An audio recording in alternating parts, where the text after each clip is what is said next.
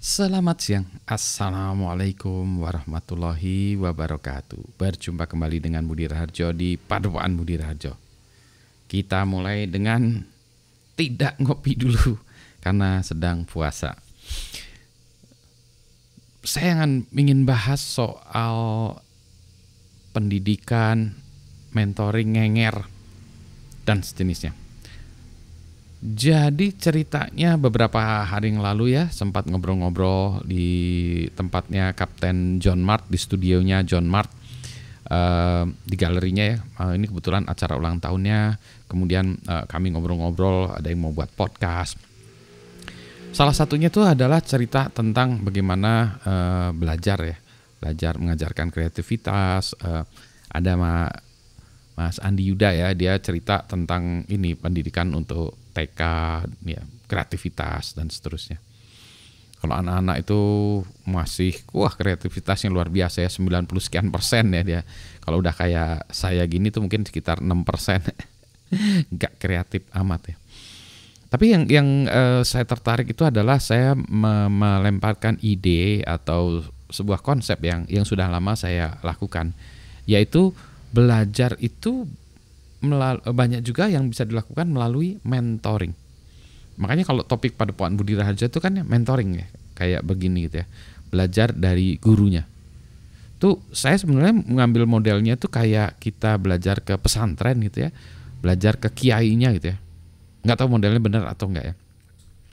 Tapi kalau kita berguru pada seseorang itu kita berguru pada seseorang itu ya. Nah, berguru itu susahnya adalah tidak bisa semuanya diceritakan di kelas. Itulah sebabnya kalau kita ngenger atau nyantrik gitu ya, kita itu ngikutin orang. Bahkan ke guru kita itu ikut bawain tasnya, ikut bawain sandalnya gitu ya, ikut nyiapkan makanannya, segala macam. Itu bentuknya seperti itu ya. Bukan karena masalah feodal ya, wah ini guru segala macam. Enggak, karena masalahnya muridnya ingin belajar. Jadi ini bukan perintah dari atas ke bawah ya, tapi dari bawah ke atas itu yang ingin belajar dari gurunya. Kalau kita lihat dalam sejarahnya demikian pula gitu ya. Bahkan Steve Jobs pun Steve Jobs founder dari Apple pun wah ini serak, nggak bisa minum nunggu buka puasa ya. Dia ngenger ke Robert Noyce ya. Founder di zaman dulu yang jadi seniornya gitu ya, sampai dia tuh diikutin ngintil aja, ngikut banyak ini gitu ya, sehingga nih siapa sih nih, apa sih anak ini ya, si anak yang namanya Steve Jobs ini ngikut aja gitu ya, kata istrinya si Bob Noyce itu ya. Kenapa gitu? Karena ada hal-hal yang terkait dengan sebuah pendidikan ya, itu tidak bisa diajarkan atau tidak bisa diceritakan kayak di kelas diajarkan gitu ya. Kita lihat dari hal-hal kegiatan sehari-hari.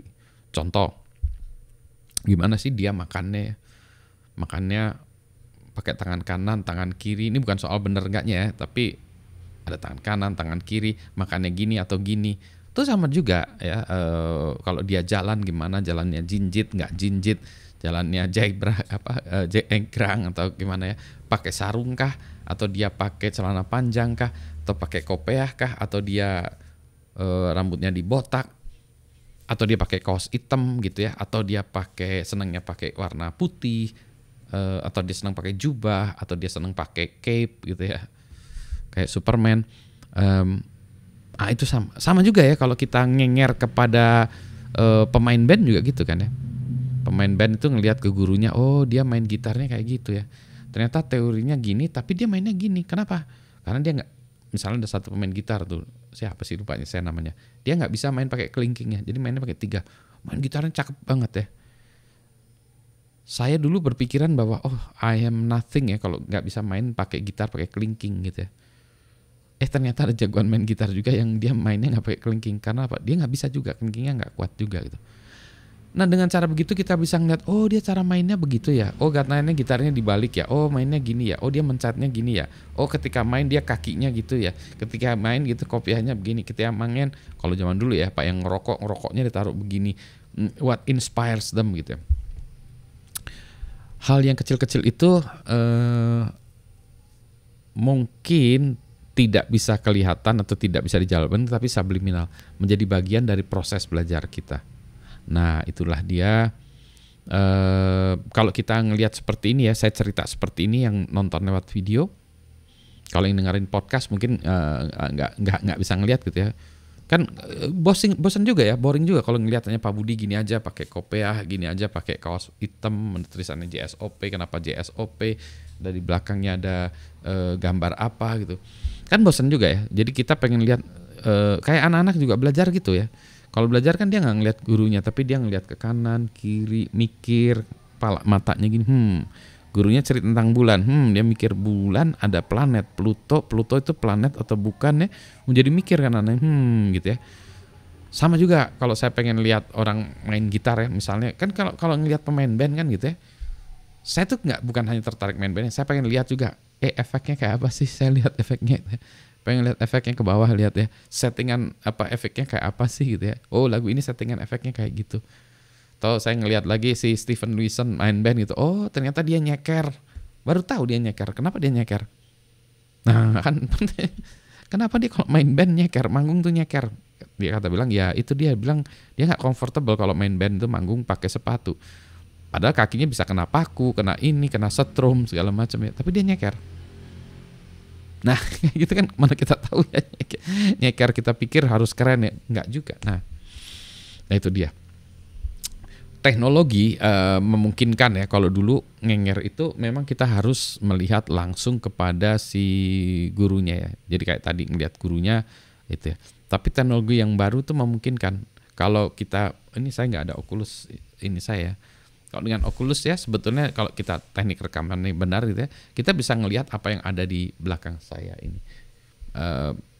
Mungkin bagi beberapa orang interesting juga ngelihat apa yang ada di meja saya gitu ya. Ya, saya ada handphone, handphonenya ada berapa, ada sertifikat, ada berantakan. Oh ini sebenarnya kameranya harusnya saya tunjukin ke sini ya. Cuma kalau saya tunjukin ke sini nanti settingannya berubah. Harusnya pakai 2 kamera kali ya. Nah dengan ini di sini ada kopi, ada juga kopi yang di wadahan kayak gini nih untuk menghilangkan bau-bau ya. Ada kopi yang di wadahan. Di sebelah sana nih ada tempat ini. Tapi di atas meja saya ada kayak gini juga tuh. Terus ada tugas-tugas mahasiswa yang belum saya marking. Nah, jadi untuk melihat kalau yang disebut produktivitas Pak Budi itu caranya gitu, mejanya berantakan.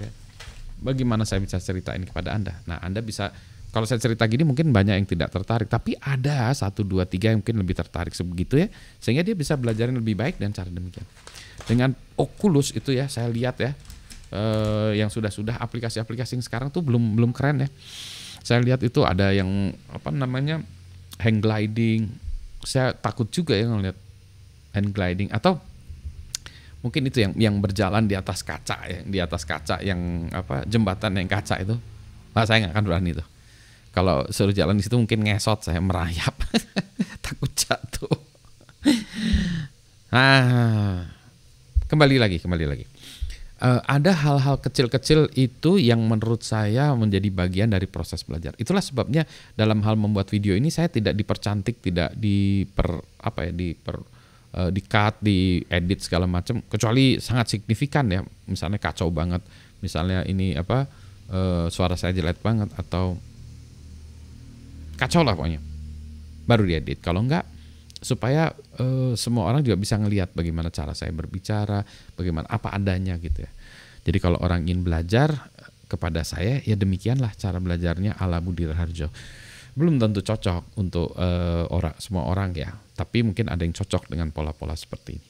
Demikianlah gitu. Udah lama ngecapruk ya. Kalau hari-hari biasa dan tambahin dengan minum kopi dulu. Kalau sekarang masih puasa, ini jam 1, buka jam 6, jadi masih 5 jam lagi. Dihitung pula Pak ya, batal. Anyway, jadi itulah tentang belajar, ngenger segala macam. Ada melihat, belajar itu adalah melihat hal-hal yang kecil-kecil ya, hal-hal yang mungkin dianggap tidak penting tapi itu penting ya. Tadi saya masih ingin lihat apa settingan pedal-pedal ketika orang main deh. Atau settingan di amplifinya. Jadi kalau ini pakai Oculus dia bisa lihat ke belakang gitu. Jadi orang lagi main band itu ya di videonya saya ke belakang yang lihat settingan amplifiernya kayak apa sih.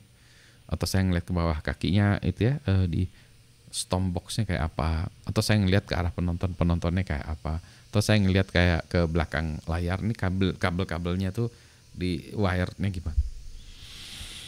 Hal yang mungkin dianggap remeh, tidak penting, padahal itu justru yang penting ya. Ada hal-hal lain ya tentang bagaimana seseorang itu berlatih olahraga, misalnya sama juga ya. Dia nendang bolanya gimana, atau yang badminton dia gimana sih megang badmintonnya gitu. Atau dia minumnya sehabis apa sih gitu. Atau ngelapnya sebagai apa, atau ganti sepatu enggak, atau ganti senar enggak. Anyway, banyak lagi ya hal-hal yang itu. Tapi poin saya adalah belajar itu tidak harus yang formal-formal, tetapi ada hal-hal informal yang membuat proses belajar menjadi lebih efektif dan juga lebih menyenangkan, dan hasilnya lebih melekat kepada siswanya. Demikianlah Ngecapruk siang hari ini. Selamat siang semuanya. Assalamualaikum warahmatullahi wabarakatuh. Sehat semuanya. Kok ngantuk ya? Karena belum kopi. Batal, Pak.